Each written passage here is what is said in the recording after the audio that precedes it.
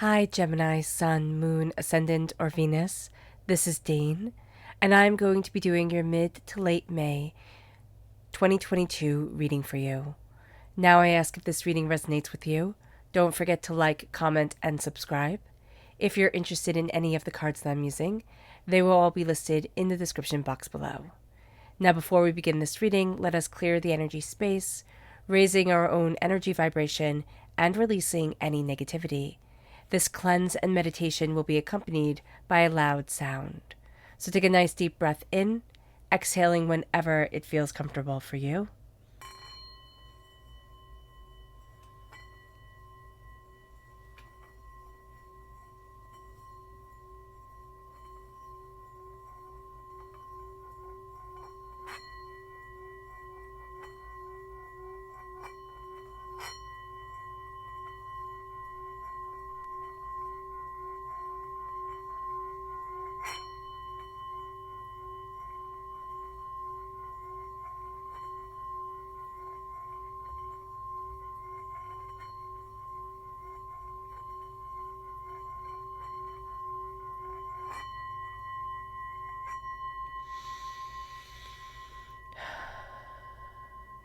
Releasing all negativity from the body like storm clouds, letting yourself feel calm, centered, and at peace as we enter into this safe and loving space.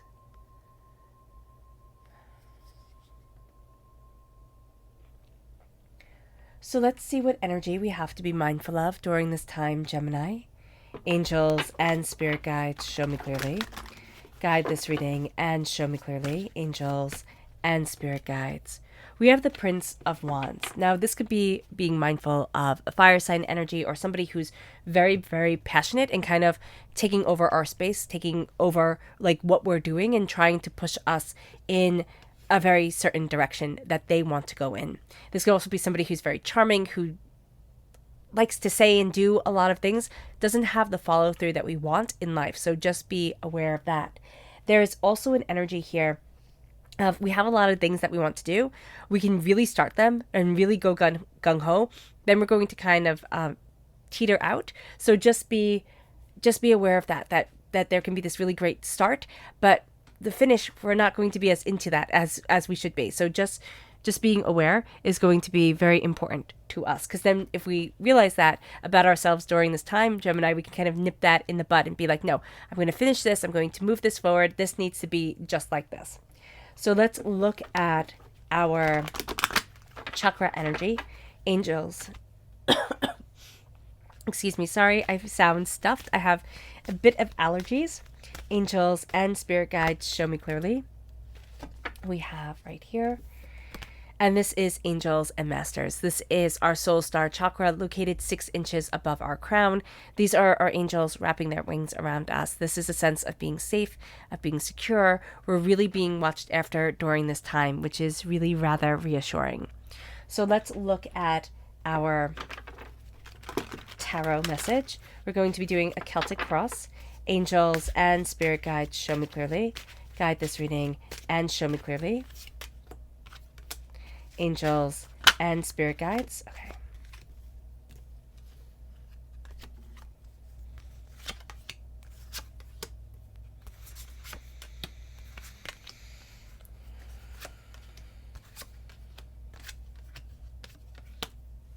Fantastic. We're going to turn everything over all at once.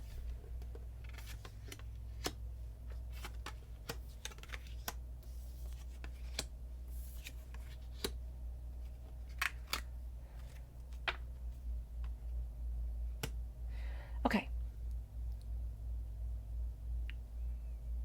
Interesting here. The repeat of number 2. There's something here. We're actually coming more into balance, which I really, really like about this. So where we are right now is that there's a path opening up to us that we hadn't seen. There is something coming into our realm of being, our realm of consciousness that we didn't think. We always thought there was one way or another. And now we're starting to say, no, there are more ways forward than I knew. And that this path, this choice, it connects with us. It's not about everybody else. There is something here where we're going to be looking, I just see us like looking towards a whole bunch of faces. It's like, what would you do? And Spirit is saying, it's like, no, what do you want? That's going to be a really important thing right now for us. Here, Gemini, I'm also seeing these two swords kind of like scissors. There's something that we're severing. There's something that we're letting go of. Emotionally, it's a lot deeper than what people see at the surface, or even what we kind of think it is. We're going to think, oh, it's about this one thing. And now we're diving deeper. And it's like, oh no, it has so much more meaning to it than we realized. It brings us then to our challenges. Our challenges is the Death card. This is Scorpio energy. It can be that our challenge can be very bluntly mortality and everything that comes along with it. So that might be a challenge for some of us. For others of us, Gemini, I'm really seeing this being a challenge of change, a challenge of stepping into that next level, the challenge of maybe, here we have like this bishop pope figure looking before death and not able to stop it. That there aren't the answers, the finite things the concrete things that we really want. Things are more finite, things are more kind of malleable and movable. And that's going to be something here that either we're really going to embrace full-heartedly, or we're going to find very challenging to be able to embrace. For those of us who are able to embrace this full-heartedly, it's because you've already been dealing with this challenge, that the concrete that we wanted. Because as much as Gemini flitzes and looks at things differently, I mean, I myself am a Gemini, we like things to have concrete meanings to them. And once we realize that, okay, no, it isn't like that, or at least our perceived reality isn't like that, that can be a harder pill to swallow, because we can look at people who have these concrete ways of viewing things and think, do they have the right answer? Like, is that something that is, it's something that we think is comforting. Is that actually comforting for us? So that's going to be something that comes forward. We're going to be looking at, and I just see, looking at people, I'm just getting the Middle Ages, okay? I studied the Middle Ages in college, and one of the things I loved is that everybody knew where everything was. You had heaven above, you had the ether around you, you had, everybody knew what happened next, or at least, said they did. And what I'm seeing here is that everybody knew what happened next, but that's what we're drawn to. Like, that's what we want, and yet we're just seeing a big question mark. And asking those questions and embracing those questions, that's a powerful part of us during this time. So the Death card is really kind of pushing us out of our comfort zone. There's also a connection here with Scorpio, and a challenge that a Scorpio, or that the time frame October 23rd to November 21st kind of has brought up in our lives. So just being aware of that is very important. We then have what we're focused on.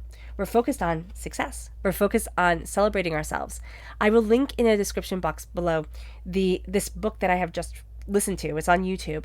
A friend sent it to me, and I love listening because, you can listen while you're cleaning or cooking or doing whatever you need to do. And it's all about the imagination. It's all about using our imagination, which somehow resonated with me more than manifestation or visualization, because it's just letting yourself imagine and letting yourself be in that place. A bit more whimsy to it, and I like it. Here, with what we're focusing on how to celebrate ourselves, how to succeed. So if you listen to that book, it's a short listen. It really does great things for us. And that's what we need. We need to look at our wins, because our focus right now is, how am I winning? How am I moving forward? How am I getting to where I want to be? How am I, changing the game for me? And that becomes a very, very, very, very powerful thing, because our past is the high priestess. In our past, this has been jarring for us. We've had the veil lifted from our eyes. We're seeing things more openly and more honestly. We're also looking at, maybe people that we'd admired, that, kind of the bloom is off the rose. Now we're looking at them and being like, not as great as I thought you were, not as, talented as I thought you were, type of thing. There's an energy here where it's like, okay, this isn't what I had expected. Now I'm seeing things so much more openly, so much more honestly, and it actually moves us to our greatest strength. So as we're looking at things, and we're also being very drawn pastly to the esoteric, to the spiritual, to, kind of the more mystical side. We've had that influence in our lives. We're still carrying that forward. It's moving us to our greatest strength, which is the Emperor. Now, this is also Aries energy, but I'm just seeing the Father come forward. Now, it can be that we have a really good relationship with our Father, and that energy is coming forward, whether that person is past or still in our lives. If we don't, there is that energy of, I'm claiming my throne. I'm claiming what I desire. we're also looking at past hurts, past pains, past disappointments around either the patriarchy or around, a father influence. And it's like, that doesn't get to be my guiding force anymore. That I'm not running from it. Like, I'm not running from what once hurt me. We're also embracing masculine energy. We're going to see, because we are the twins, Gemini, we're going to see the masculine twin step forward.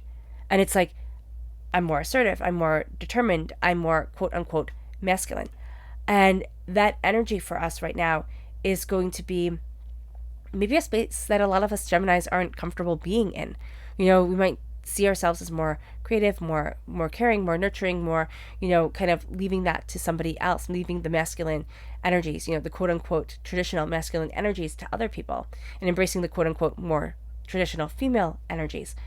This is going to be a time where we see ourselves stepping forward more into an assertive role. And as we're doing so, we have to do so in a way that's right for us. So we might actually find that being assertive in a certain way really went against our grain of being. But the assertion that we are now embracing is absolutely in tune with who we are and where we need to be. And that becomes a changing force. There's also a stubbornness to us, but there's also a sense of pride. Like, I've worked so hard to be here. Now I get to step into this power. Our near future, and I know this looks ominous to have the near future be the Three of Swords. Our near future is to look at the hurts, the pains, the disappointments, the angers, the upsets, the things that have been clogging our heart, clogging our energy flow, and saying, no, these stories don't get to be on loop in my mind, which is really easy to say, really hard to do. These have been ways that we've defined ourselves for so long that to say no to them just seems out of character. It just doesn't feel right. And yet to be able to say, this is what I need for my life. This is the hurt that I'm looking at, and I'm not being held back by it. This is the fear that I've had, and I'm not letting it stop me. That becomes our game changer. That becomes our great, ally, strength, power, dignity during this time.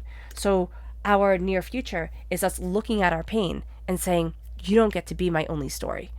And there is just a sense here of, I'm just seeing like somebody running and somebody holding back their shirt. It's like we've tried to run away from the pain, and instead of now being held back by it, we turn around and we look at it and we find that what hold it thought it had over us, now it's close enough that we can punch it in the nose type of thing. So being really aware of that is very important.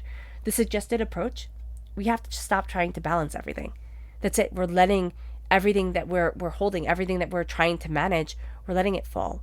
And we might even be letting ourselves fall. Say, you know what? The success that I've been chasing, or the way of doing it perfectly that I've been chasing, it's not right for me. And I'm releasing it. And I might stumble and I might fail and I might be overwhelmed at times, or, not be doing things perfectly anymore. And that's okay. I need to move forward towards where I need to be for me. And it brings us then to what we need to know.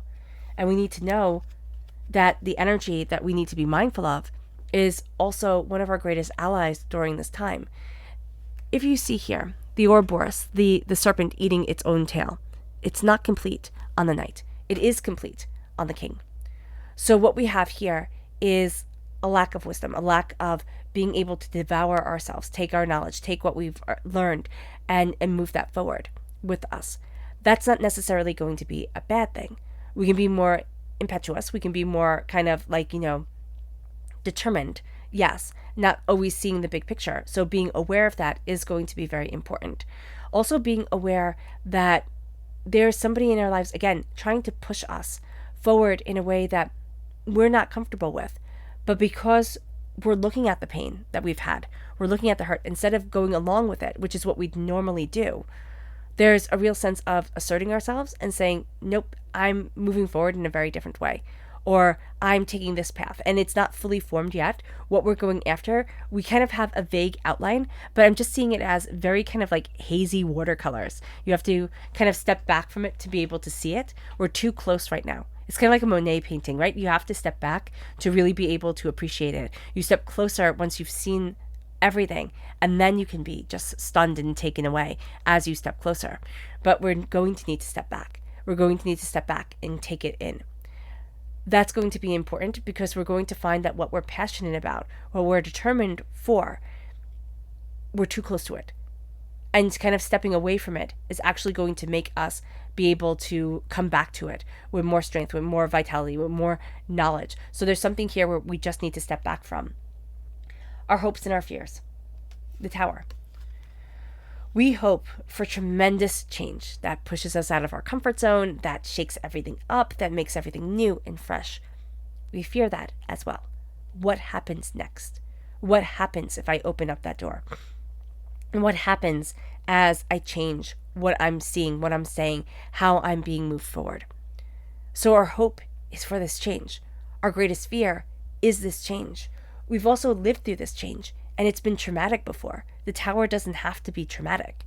It can be, because it's divinity pushing us out of our comfort zone. It's the Yud, coming down, the divine, the lightning bolt striking us, knocking our crown, knocking our mind, having us see things differently. And it is intense. And it can be scarring. But it can also be beautiful. It's also like never expecting to meet somebody and then meeting somebody.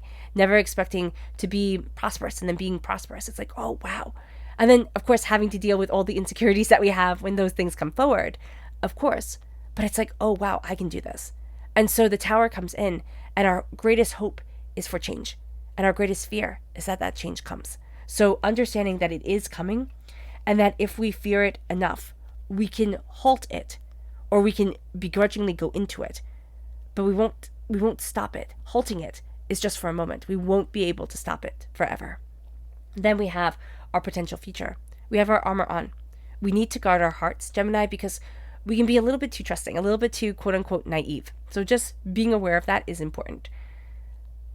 But it's also being guided by our heart, by our emotions. We can't let everybody hurt us. That's what we've learned from the High Priestess in our past. We can't let everybody hurt us or have too much of a say in our lives.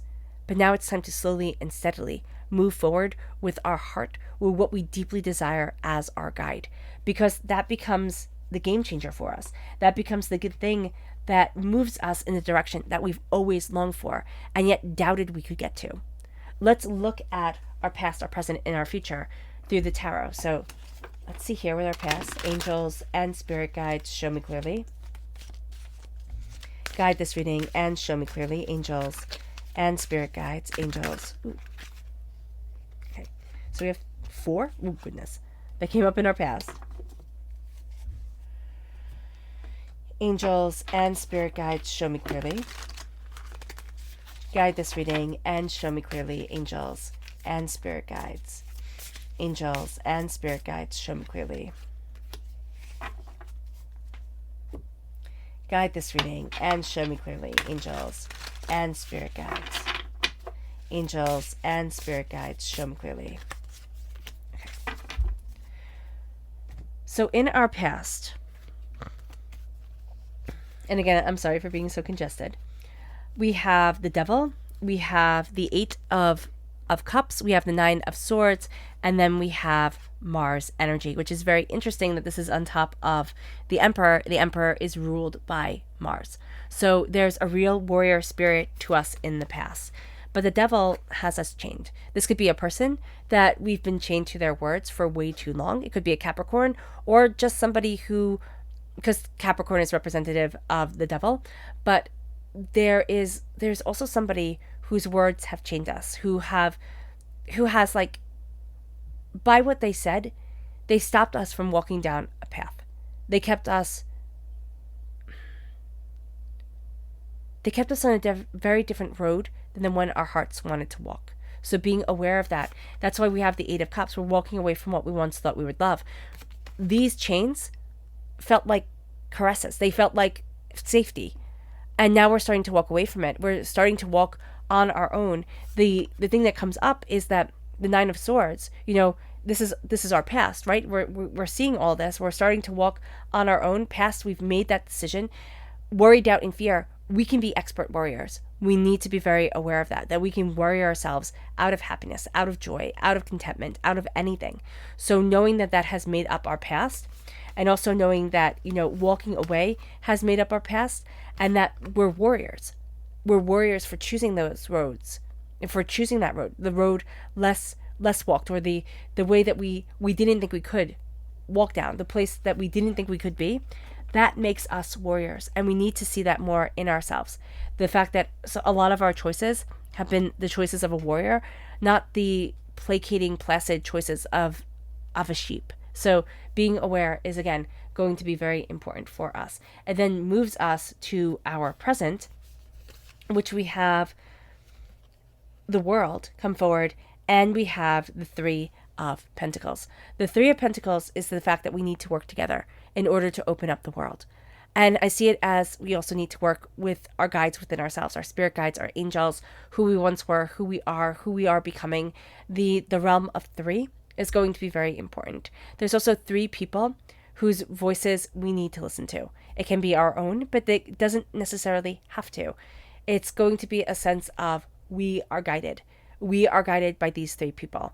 And they're going to really help us to embrace our prosperity, to move ourselves forward, to look at things in a very different light. The world is opening. The world is opening in a way that we might not feel ready for. And there's a real sense of, as the world opens, I'm seeing things differently than I have. And I'm seeing the work that needs to be put in. It's almost like I realize right now I can't do this on my own. So that's what Spirit is showing us, that we need to collaborate. We need to work with others. We need to have that support, even if it's just somebody to bounce ideas off of. And then as we step into the world, we have that confidence. It brings us then to our future self, and it's the Six of Pentacles. It's prosperity coming into our hands. It's things becoming balanced. It's a give and a take that is needed. We're also going to see ourselves looking for more balance in our lives, not looking for other people to make really big decisions. It moves us then to our subconscious tarot message, which is the King of Cups. The King of Cups is love. The King of Cups moves forward, knowing his mind, knowing who he is. And that's what we're doing. We're saying, this is me. This is what I want. There's somebody around us whose heart shines. They just embrace their heart fully. Now, this person doesn't actually have to be like a human being. This could be a dog. This could be a child, which I know is a human being, right? But this could be somebody who is young and who is innocent. And we're like, why can't I get that back? That's why I'm also seeing an animal coming forward, where it's like, why can't I have that heart? We can be looking at things in nature. It's like, why can't I have that heart, that connection, that beauty, that brilliance? We're going to find ourselves moving towards that. We're also going to find ourselves releasing a lot of the toxicity around us that had us following others, that had us looking at others like they had all the answers. Now we're starting to say, where do I need to be? What is it that I desire? And that starts to become a game changer. It leads us then to our subconscious of our past, which is Taurus energy. We wanted things to be grounded. We could also have a Taurus that's very prominent in our past, in our raising, in who we are. But we wanted things to be more grounded. We also looked for quality of things. And now we're starting to look at things, not necessarily saying that we don't want to be grounded or look for quality, but now we're starting to see that we've entered into a new phase. And we're moving now in our present to the Muse of Inspiration. This is the King of Wands. We're moving to a sense of, let me be inspired. Let me walk down a new path. Let me look at things. We're being more of a risk taker, more of an innovator, more of a person who's pushing boundaries. I'm just seeing somebody I'm just seeing a shattering of the glass ceiling. And for me, that means boundaries that were put forward. It's like, now I'm shattering it. And it doesn't matter who we are or what field we work in. It's like, no, I will not be held back. And it brings us then to our subconscious energy for the future. It's the Seven of Cups. It's choices and dreams and ideas that are coming forward for our future. We want to see our dreams manifesting forward. And we're really looking at the choices that we're making, how that will impact us. It brings us to our subconscious energy to be mindful of. We need to be mindful of the Tower. We need to be mindful that things are falling apart and rebuilding, and that's a very powerful part of this time. But we also need to be mindful of the rubble. We need to be mindful of the fallout, of everything that's changing and happening and moving. And what does that mean for us, and how does that affect us? It brings us then to our subconscious chakra energy, which is balance. And this is the root chakra. We need to be balanced within ourselves. The twins, the essence of us, the duality of us, it needs balance.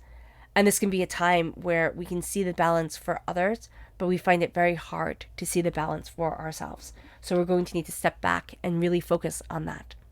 All right, Gemini. I hope this reading has resonated with you. I wish you nothing but light, love, peace, and happiness. May harmony always be with you. I am sending loving, healing energy to each and every one of you. I love you all, and stay safe. Let's end this reading with a meditation, a clearing away of negative energy, a raising of our positive energy as we embrace the power, intensity, and brilliance of this time and of ourselves. So take a nice deep breath in, exhaling whenever it feels comfortable for you.